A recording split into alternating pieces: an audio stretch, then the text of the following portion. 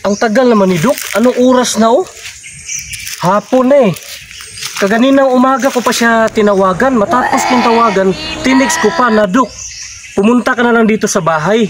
Kasi may ipapagawa ako ulit sa motor ko. Kasi may sira na naman itong motor ko. Butas-butas nga palang ano nito, yung upuan nito. Pero nag-reply naman siya kaganina.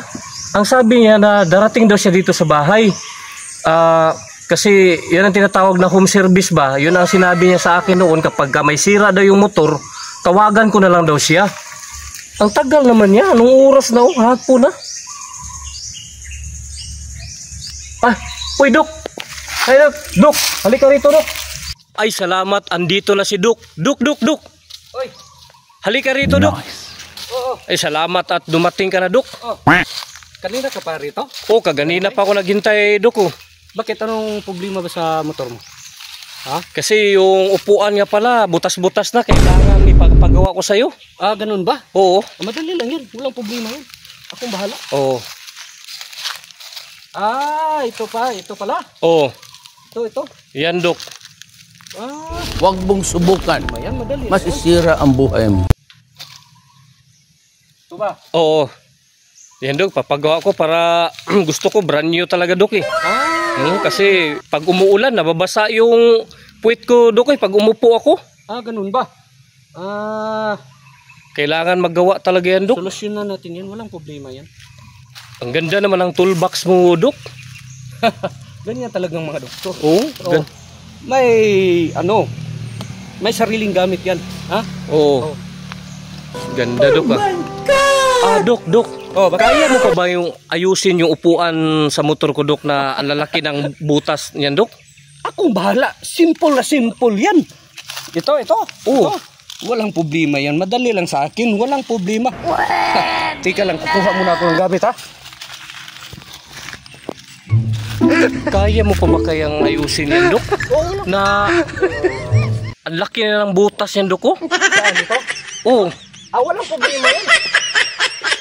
Maayos pa ba kaya, Dok, na lumabas na yung tinae, Dok? Ito. Oo, lumabas yung mga tinae, Dok, ba? Ito munang unahin natin.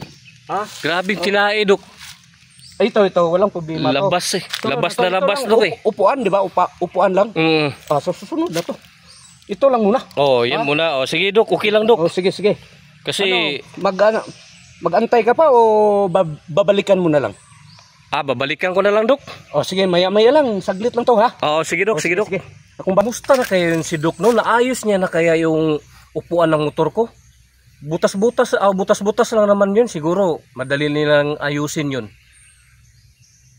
Mahigit sang oras na ako nawala. Tamang-tama. Tapos niya na siguro yung ginawa yung upuan ng motor ko. Kasi may lakad ako ngayon eh. Kailangan ko nang magamit yung motor ko kasi wala akong ibang service. Kaya puntahan ko na siya. Dok. Tapos mo na ginawa yung upuan ng motor ko, Dok? Ano bang ginawa mo dyan, Dok? Yan ang mga makabagong technique ngayon. Sana Yan. Tingnan mo. Ito.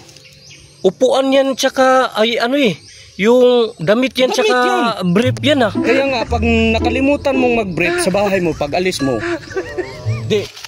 pag sakay mo rito, sa piling mo, naka-brief ka na. Pag nakalimutan mo, diba? Wala ang problema yan, diba? Ako ang nangunguna sa ibang bansa kasi sa makalumang diskarte at sa makabagong diskarte. Sa susunod na lang to. Ang galing mo naman, Dok. Sa susunod na lang tong mga... Nawala na yung butas sa upuan ko, Dok. Upuan ng motor. Kaya nga yan ang makabagong teknik ngayon. Galing ng diskarte mo naman, Dok. Kaya sa susunod, kung may ipapagawa ako sa'yo, tatawagan na lang kita ulit. Okay, tawagan mo na lang ako. Maraming salamat talaga, Dok. Maaasahan ka talaga, Dok, ba? Walang problema.